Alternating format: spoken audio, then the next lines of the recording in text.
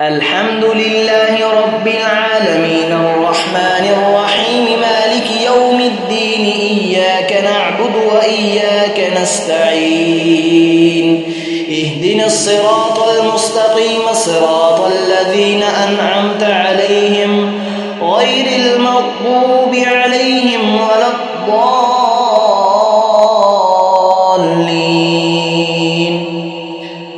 سبحان الذي أسرى بعبده ليلا من المسجد الحرام إلى المسجد الأقصى الذي باركنا حوله لنريه من آياتنا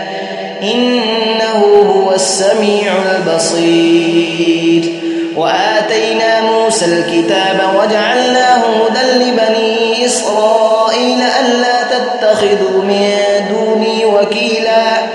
ذرية من حملنا مع نوح إنه كان عبدا شكورا وقضينا إلى بني إسرائيل في الكتاب لتفسدن في الأرض مرتين ولتعلن علوا كبيرا فإذا جاء وعد أولاهما بعثنا عليكم عبادا لنا أولي بأس شديد فجاسوا خلال الديار وكان وعدا مفعولا ثم رددنا لكم الكرة عليهم وأمددناكم بأموال وبنين وجعلناكم أكثر نفيرا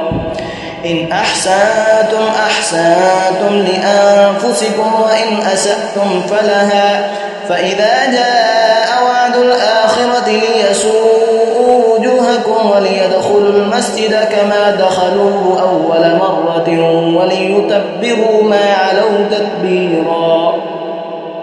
عسى ربكم أن يرحمكم وإن عدتم عدنا وجعلنا جهنم للكافرين حصيرا إن هذا القرآن يهدي للتي هي أقوم ويبشر المؤمنين الذين يعملون الصالحات أن لهم أجرا كبيرا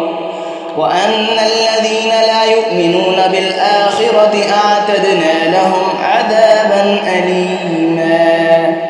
الله أكبر